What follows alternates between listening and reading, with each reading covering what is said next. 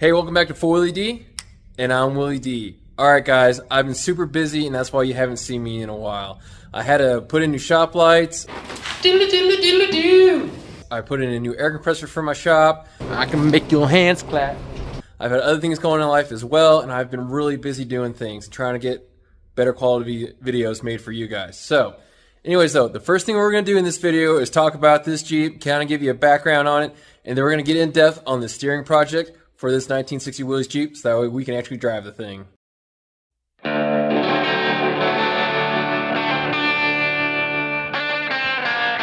Alright, real quick, what I wanted to do was talk about this Jeep that you've already seen. So, I know we've kind of done some videos on this Jeep, but I never did a really good explanation about this Jeep, or really a walk around in this Jeep. So I thought I should take a moment real quick to show you guys kind of the brief history of this Jeep. So, my brother bought this Jeep, I want to say in the mid-2000s, and he's had it for like over 20 years. He bought it up in upstate New York, then he moved to Huntington Beach, California. So basically it got a bunch of East Coast rust, then moved all the way to the West Coast to get West Coast rust. 1960 Willys Jeep, it's got stock axles, stock suspension, stock, everything stock except for those wheels and the roll cage that you have installed with me. With that being said, here, let me show you the engine real quick. This has, I believe what it's called, an F134. I could be wrong, but this is a flathead engine from 1960. I know it's rated, I think, for about 70 horsepower, and I believe this engine probably does, because my brother actually rebuilt this engine. He went completely through it.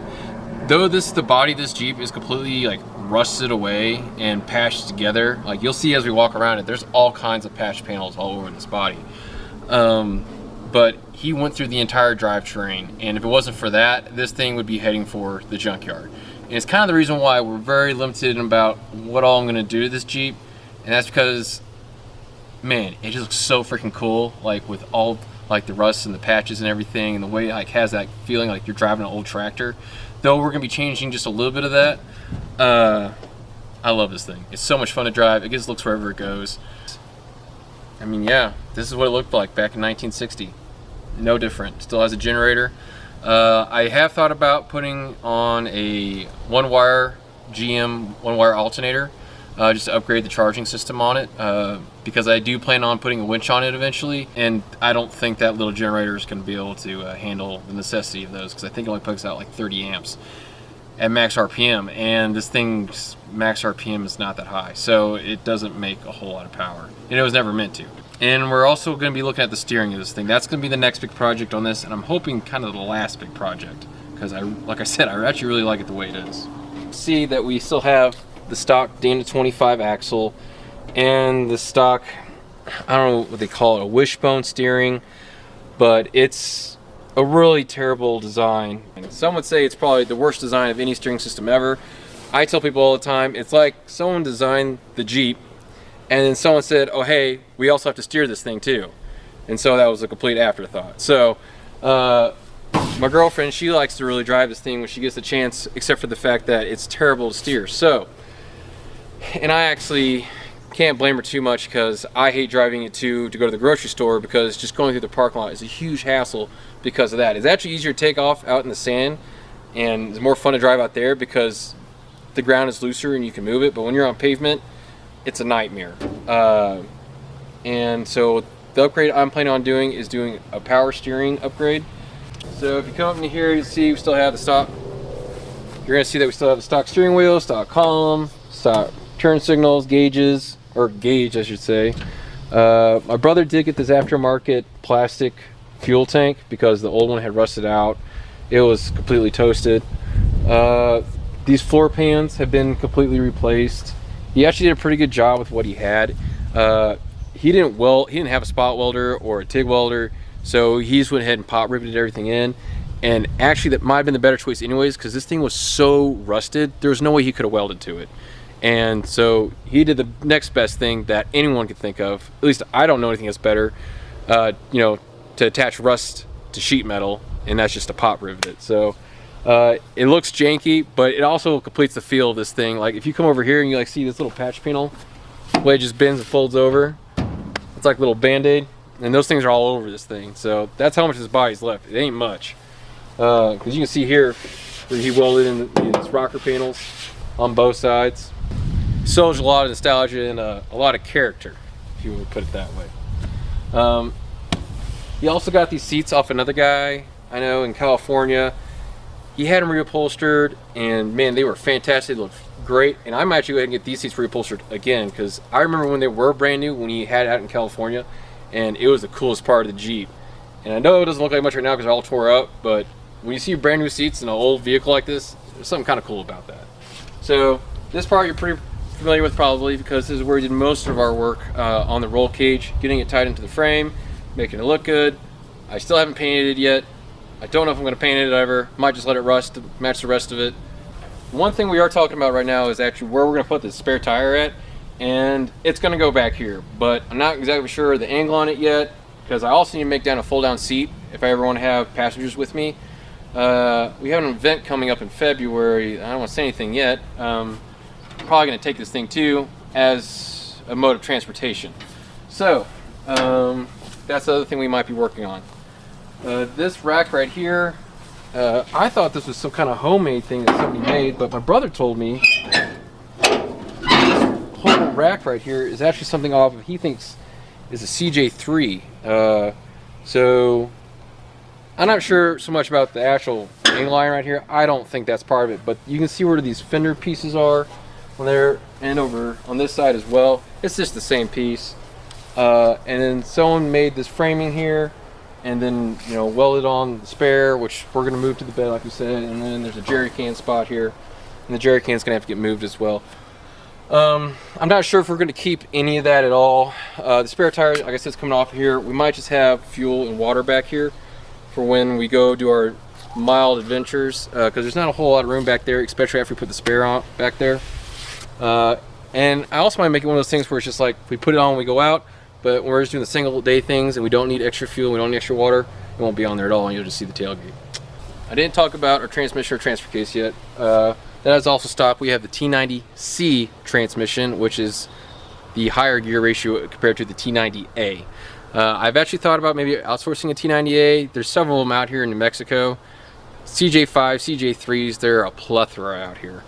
Even CJ7s. If you're looking for a CJ7, I recommend you look in New Mexico because they're everywhere. And mostly rust-free. This one is not, though, because it came from the East and the West Coast.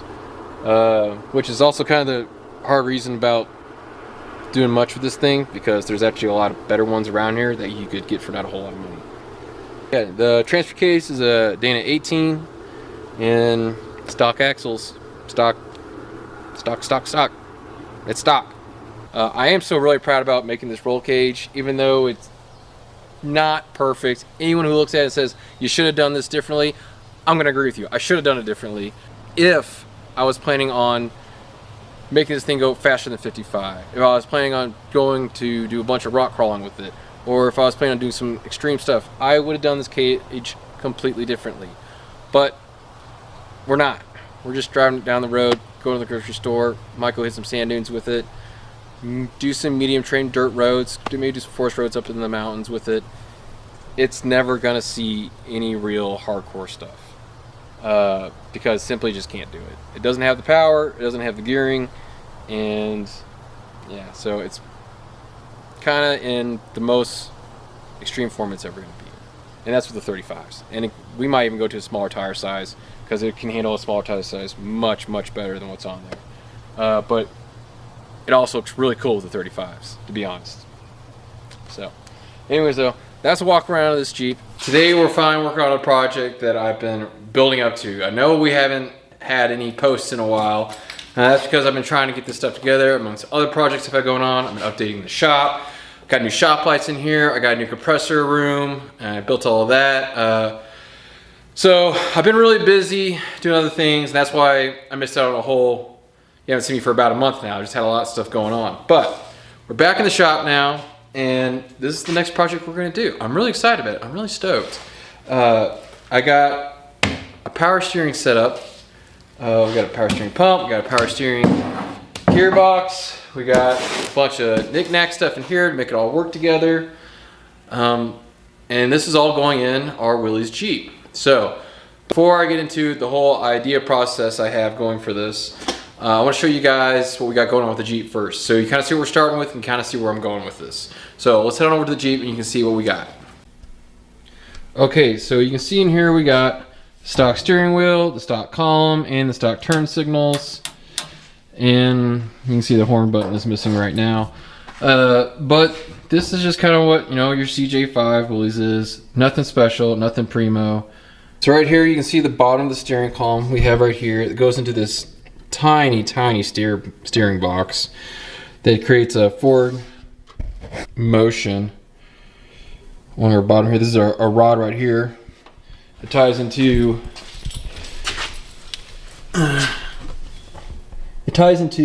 this bell crank right here. So that gearbox goes straight into this bell crank. It goes into this pitman arm. It has like this kind of weird, funky, I don't know what to call it, like a drag link going to each knuckle. It's a really bad design. It has terrible bump steer. Makes it super hard to turn the wheels, especially when you got massive 35-inch tires on it, which I know is overkill for this Jeep, but I realize that these tires are completely overkill for this Jeep for doing any kind of real trail riding. But we live out here by the Mesa, and these 35-inch tires, it has to do with more of their footprint than the actual diameter or clearance and that stuff. Out in the sand, these tires kill it. When we're out there, man, this thing just does not get stuck, even in two-wheel drive, because of these massive 35-inch tires. They don't perform that well on the trail, I don't think, because this Jeep isn't meant really for 35s, but I don't know yet because I can't steer the damn thing to begin with. So I need to make the steering a bit more practical for just even going to the grocery store. This system is super complex. We're gonna try to fix all that and make it actually drivable. I know if you wanted to start with an off-road machine, like your first off-road machine or even a low buck machine, these CJ5s are not the way to go. If you want a really good machine to start with your first one, it'd probably be something like an XJ or a YJ or a TJ or a JK, you know, pretty much any other Jeep made after this. Lord only knows they made each and every one actually better. Even a CJ8 would be better than this one, or not CJ8, a CJ7 would even be better than this Jeep. So this is probably the worst one to buy. Because you can even get an XJ really cheap. I think I see one on Facebook Marketplace right now. The guy only wants like $600 for. So, and there's a plethora of them out there. But I got this one for free, and I really like the look of it, and I love driving it because of the way it does drive, other than the no power steering. So, which is the one part we're gonna try to remedy, so that way this thing can actually be a good grocery getter. So I'm really trying to make this kind of affordable and practical, not go completely overboard. So a lot of these major parts I got were actually out of a junkyard, and that's actually made this whole thing affordable to me. My price point on doing all of this is right around $1,000, and I think I'm right around there. I don't want to say exactly what it is yet because I haven't actually installed it, so I don't know if there's more stuff I'm going to need to get, stuff I'm not going to end up using. I'll tell you guys differently, and I'll, you know, take one out for the other. But the price point on this is right around $1,000. That's what we're going for. So the first thing I got was I got this gearbox, and this is actually a gearbox out of a 2003 Sonoma, and I got the pitman arm off of a 2002 Savannah van, the 2500. So that came out of a quarter-ton or 3/4 ton van is what this came out of, GM van. Got fittings for it. The fittings I bought aftermarket. I also got this electric over hydraulic power steering pump. So this is what's going to power our power steering. And the reason I went with that is because I didn't want to worry about brackets bolting up onto the Hurricane engine. And the reason why we're also going with an electrical over hydraulic as opposed to just mechanical hydraulic is because the engine runs at a super low RPM. And anytime, like even going through the parking lot and it's not, you know, cranking over very fast, I want to have enough pressure to still turn the tires and not have to, because remember, it's also a manual. You don't want to have to try to rev up the engine and so you can try to steer it, because you can't really do that because it's a manual. You can kind of get away with that on automatics, you know, where you hit your foot on the brake and foot on the gas at the same time. You're kind of like power braking it, but at least you're getting, you know, pressure to turn it. You can't really do that in this Jeep. It's a manual. So that's why we're dealing with this. and this is kind of make it a bit overkill and more advanced. And this is actually the most expensive part I bought for the entire Jeep. Well, other than I got a new steering column for it too. That was actually probably the most expensive part. This I think was like 110, 115 bucks from the Junkyard. They saw it, they knew what it was. I got really lucky getting one. This came out of a Volvo S40. This is a really popular pump for people to pull out of the Junkyard to put in like drift cars and drag cars, which that's for their own application. I haven't really seen anybody use this for an off-roading situation yet. I think it might be really applicable for maybe other people who have like XJs and TJs, because it makes it really nice, the fact that you don't have to rev your engine up to get that nice pressure. Now, I don't know if this is gonna put out the pressure we really need for off-roading. I'm sure it'll be more than enough for this small Jeep for just going around the parking lot, but we'll see how it works out in the trail or even out there in the desert in the sand. But I do know, no matter what, this is still gonna be better than what we got, because mechanically speaking, you know, we're gonna have a lot more leverage with this big giant gearbox than we have with that whole, I don't know what you want to call it, all that linkage with the bell crank and that small gearbox, and it just doesn't work very good. I think this is going to work a lot better. So let's go over the rest of the parts we have.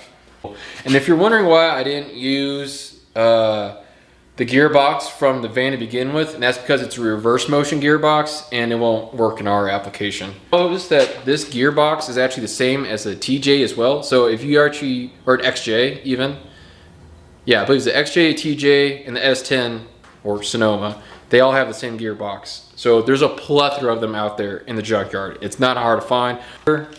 This was a special fitting I had to get just for this pump.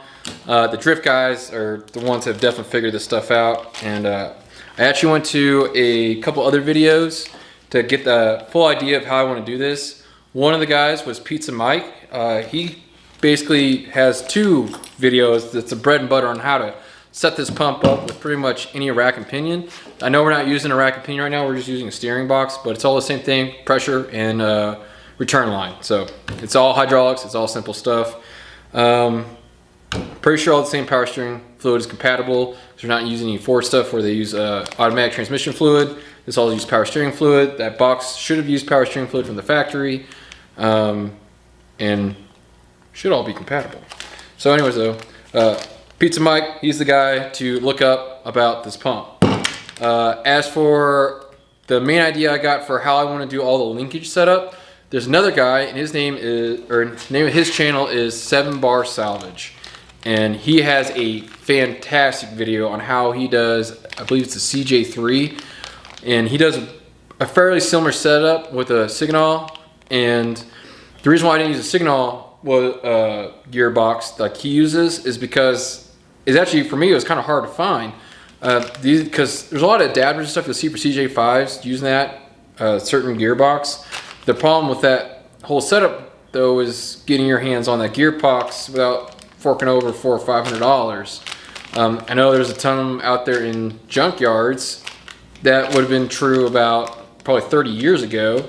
So maybe if you're here trying to find a cheaper way to go about a CJ5 with a gearbox, that's kind of the route I'm going with this gearbox, because you can find it in TJs, Sonomas, S10s, XJs.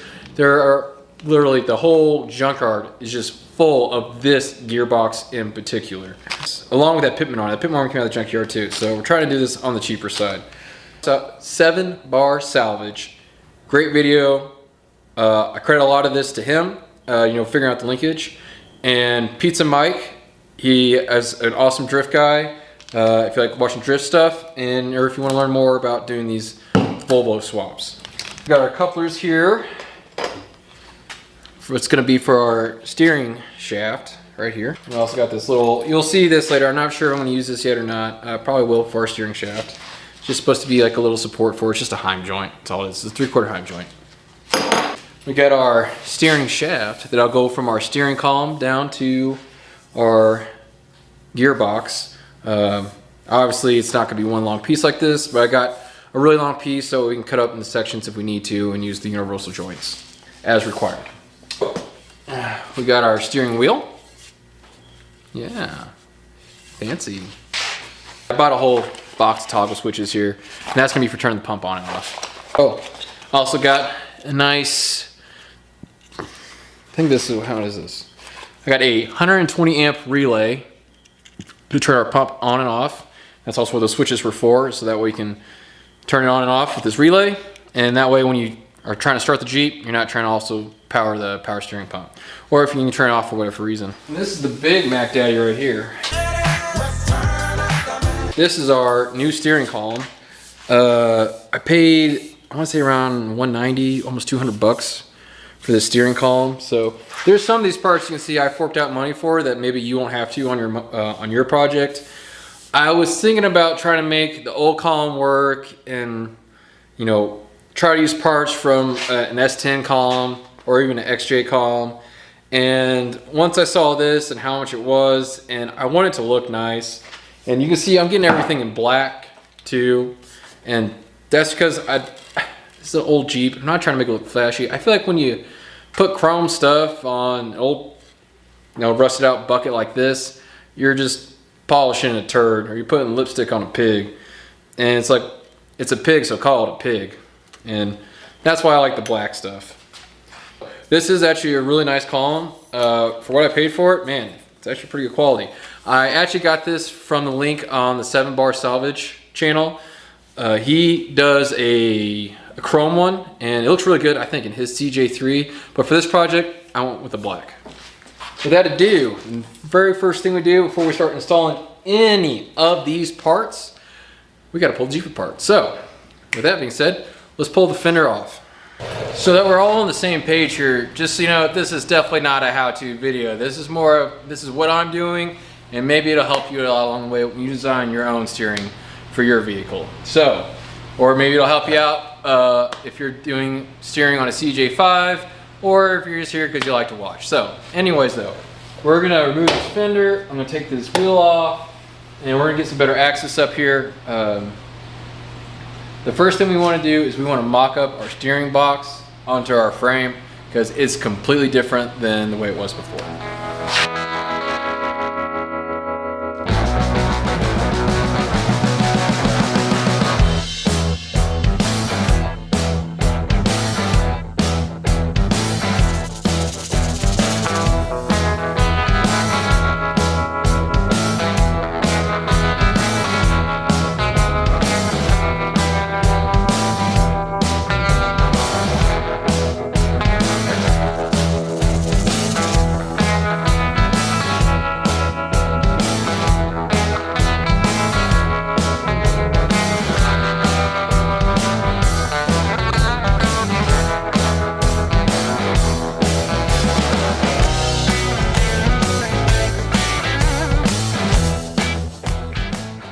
So you guys can kind of see where we're going with this. Right here, this is our input shaft for our steering. This would be the output shaft that already has a pitman arm on it. And you can see on this side, we have some threaded spots for bolts to go through. And we're gonna try to use these spots. So the idea in my head, I'm hoping this will work out. We're going to put this right about there. Now, I know what you're saying right now is the fittings, they're going right up into this grill. Well, and also the problem is our input shaft right here is going right into this cross member. So to remedy all of this, what we're gonna be doing is actually cutting this cross member. I have planned for it, but I wanted to throw this up here without the fender here first, see where the grill sits and how much we need to remove and cut and where everything's going to sit. So this needs to go that way because I want these fittings to be on this side of the grill. That's my main concern at the moment. As for our pitman arm down here, I can see that it should be fine. Looks like it's going to be all right, sitting where it's at. I'm not too worried about it. I think it's going to be sitting really good. So, especially if we go that way a little bit more, it'll be even better. So, main thing to do is cut this. How are we going to cut that? Well, I have an idea on how to cut it. We definitely need to box this in. And that might be what we need to do first. If we're gonna box this in, we actually do need to remove this grill. We're gonna have like no access otherwise. I was hoping I wasn't gonna have to, but looks like it's gonna happen.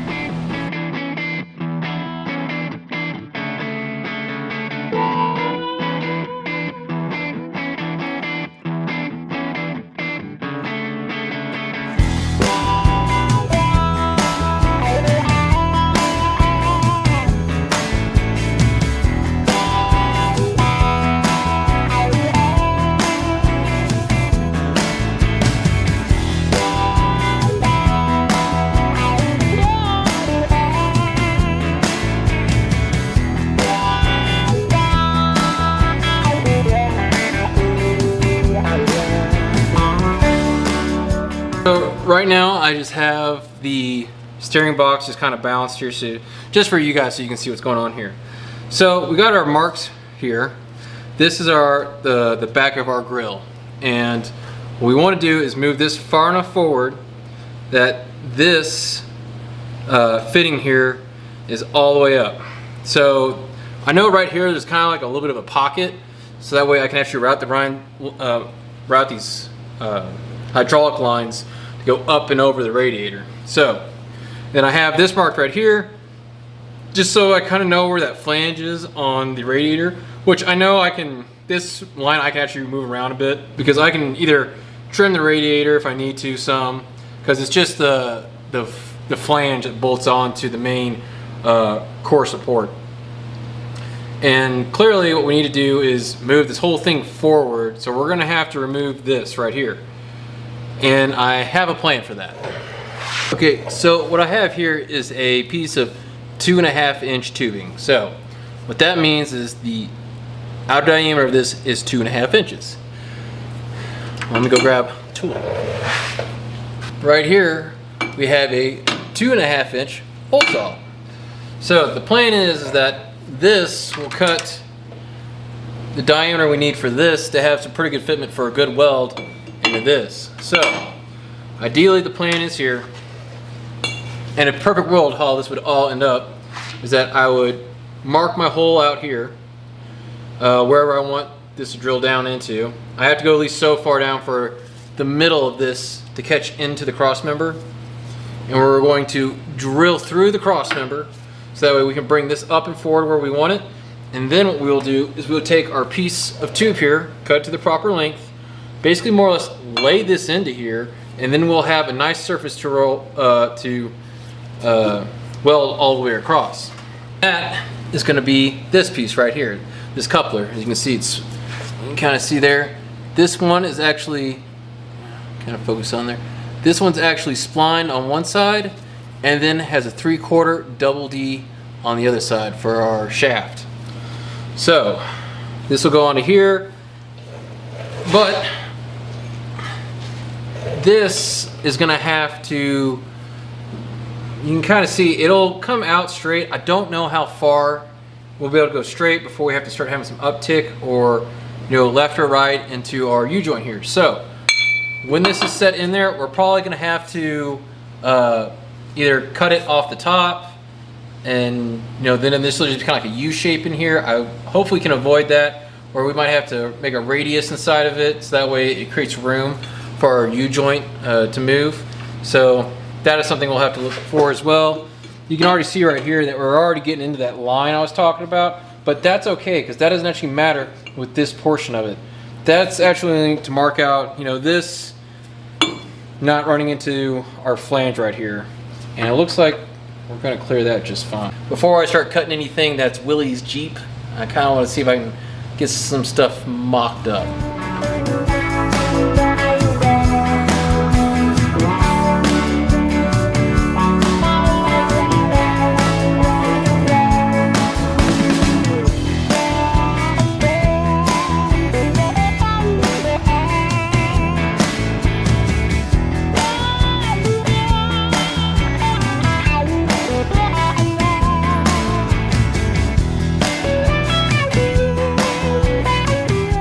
Having a lot of issues getting the steering wheel off. It's seized on there like super hard.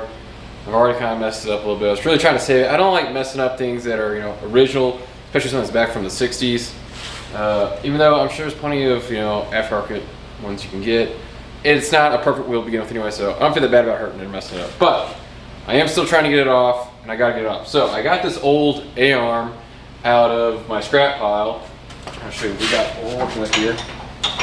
My plan is to actually, this is an old wore out bushing right here. My plan is to actually cut this piece off, and then I'm gonna cut a notch inside of it, and basically what I'm gonna do is I'm gonna make a tool for a puller to get a hold of, so that way I can actually use a puller. I tried using a puller on it before without anything, and it just started to mess up the steering wheel and it wasn't doing anything. So I think this is gonna be just the right diameter, and we'll see how it works out. So,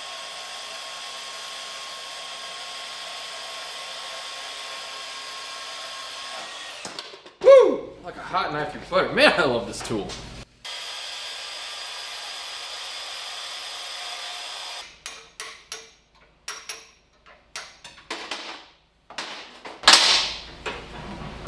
Hey, well, looky there. I think we just made ourselves a little tool for the steering column. Best part is that it has this nice little chamfer for it, right there for the steering wheel. Let's go see if it fits. That looks like you might actually do something now.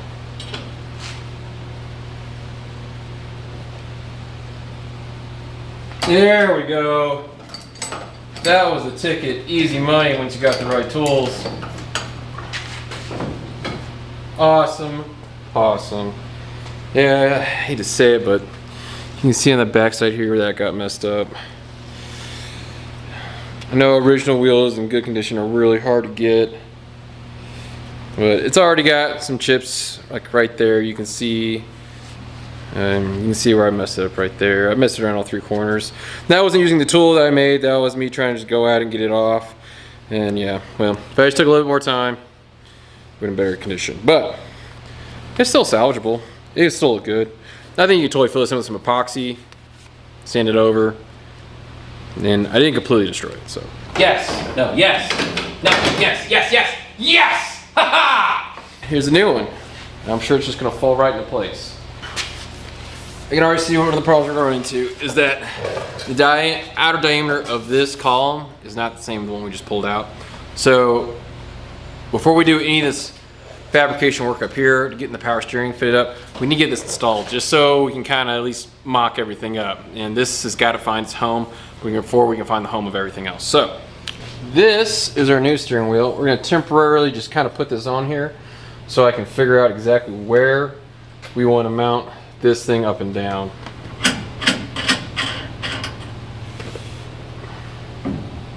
Okay. Do it! Oh yeah, thanks! Oh shoot!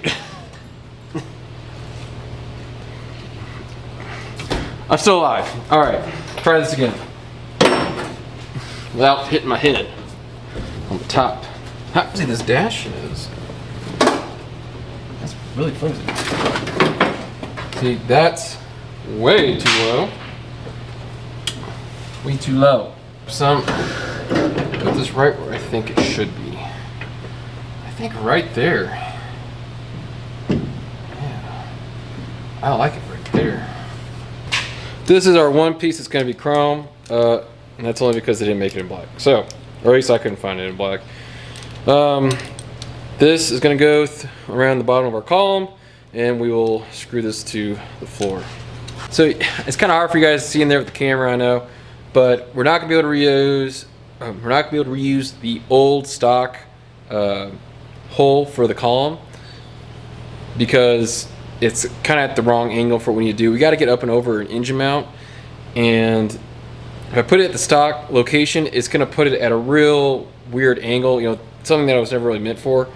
So we're going to actually relocate it about 2 inches higher, I believe. It'll be about 2 inches higher than where it was before. And we're going to be able to, I think, zip this in with some sheet metal screws. Well, for right now it'll be sheet metal screws. Eventually I'll go back and I'll put some real bolts in this that goes all the way through and holds it nice and tight. This is all fitment mock-up. This is the one thing that I think we'll be okay with screwing, because where we're screwing through is actually not through the floor, it's actually through a panel. And that's just going to help hold the steering wheel in place. This is a piece of floor plate that we're going to be trying bolting our lower column mount to. It has these 3 bolts right here that bolt into the floor, and the holes are actually quite a bit bigger than the bolts that hold it in. So actually, we have some room to play around here with that. I went ahead and I cut this hole with a 2 1/8 inch hole saw. So it should be quite a bit bigger than our, as you can see there, it's bigger than our column itself. So that way we also have some more wiggle room. Right now I just got a pair of sheet metal screws that are just 1/4 inch sheet metal screws. Eventually I'll put bolts in here, but this is just kind of for quick fitment, and I also don't have any 1/4 inch bolts right now, so this is what we got. This is not the final hardware I'll use, but this is just kind of get it into place. And